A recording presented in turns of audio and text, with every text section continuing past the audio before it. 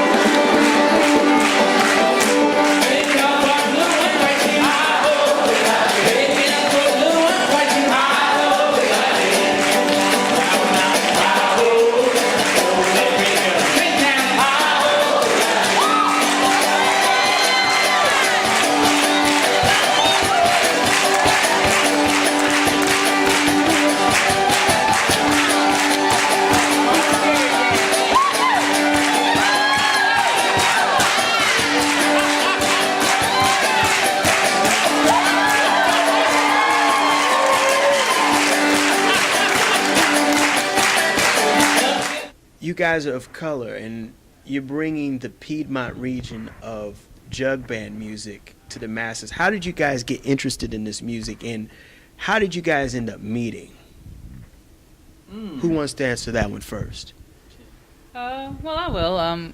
We all met at something called the Black Banjo Gathering, and this was a gathering of people who were interested in the Black and African roots of the banjo. So that went across musicians, historians, ethnomusicologists, people who just like the banjo. There's just a whole lot of different people there. There were Black people and white people and Americans and Africans and Europeans, and it was just this real meeting of the minds. And we all came there separately and all met there. I met Justin and I met Dom, and we also met a man named Joe Thompson, the 91-year-old fiddler that we've been playing with.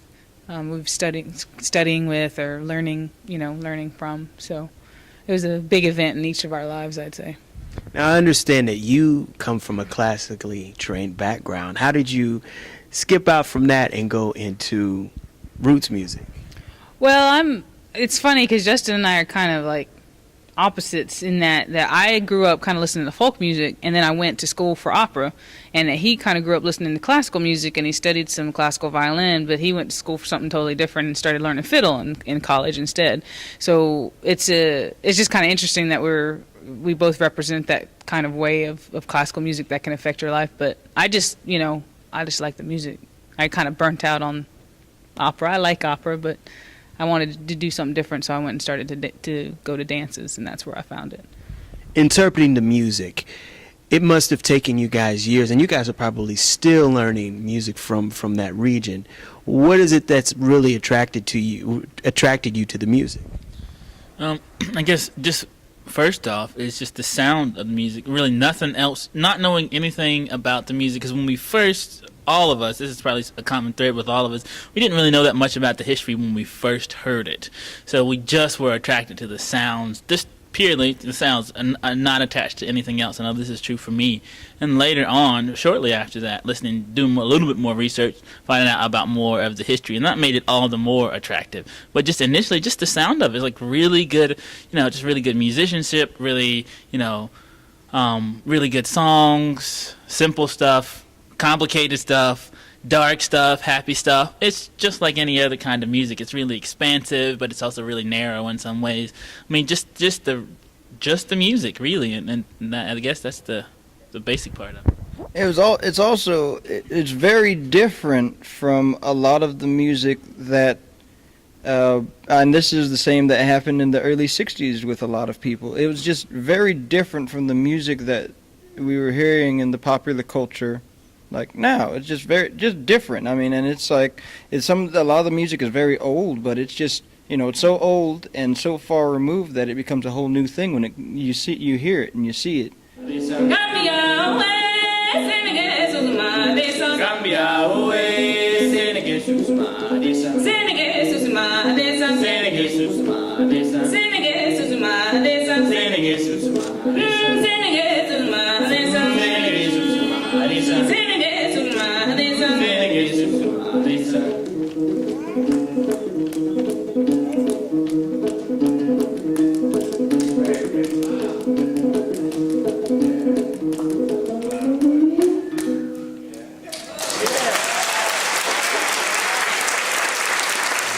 You brought up the origins of the banjo, which is an African instrument. You spent time over in Africa, so you pretty much understand the origins of these instruments. Well, I have a better idea about it than I did before. There are people out there who have studied these instruments for years and who know way more than I do. But I think it's important to, when I went to Africa, I understood even more how much of the history of the banjo is actually in the United States. You know what I mean? Like it was simultaneously, I felt the connection to Africa, but I also felt there's a larger story of what happened after those instruments came from Africa. And that's what sometimes gets missed, is that, there was a large time period between when Africans first stepped foot on these shores and when the banjo started being a very popular instrument in like the mid 1800s. That's a long time, and that's really where I'm kind of going. That's where there's even more to be done, in figuring out how did it become from that instrument I had on stage, the akonting, the ngoni, all these different African instruments. How did that become what we know of now as the banjo? And I think that's really where our job is that because Africa is amazing, but it's incredibly complex. There's a lot of countries there. There's a lot of different music. The music is complex, and so you could spend a lifetime over there. But that's where I think where we come in is, what happened after? What happened after that point of contact here to where it became a popular instrument. All of that time in between. There's just so much to be filled in there. Yeah, because that tends to generally be glossed over, particularly in black media. You tend to have you're either when you go back, you're either going to Africa or you're going to church, and there's maybe a little bit of secular stuff that's in there, but or you're going to Harlem, you're going to jazz, you're going to blues, you're going to the city, and that's really where folks in black culture have focused, and just trying to. We stumbled across the string band music. It's very interesting to see the way that it interacts with all of the pieces that are already there.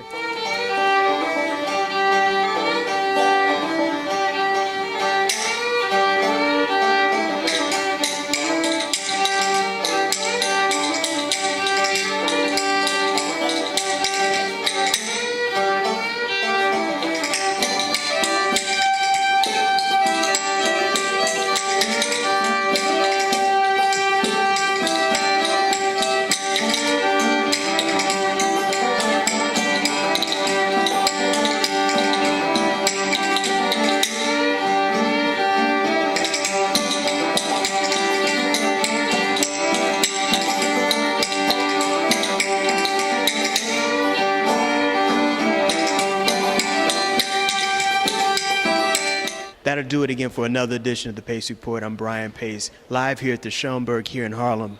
I'd like to thank the Carolina Chocolate Drops for their time, their insight, and their wisdom on folk music.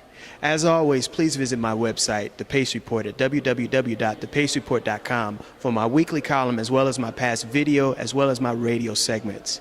Remember, until the next time, remember, if it's in the groove, it'll make you move. Peace.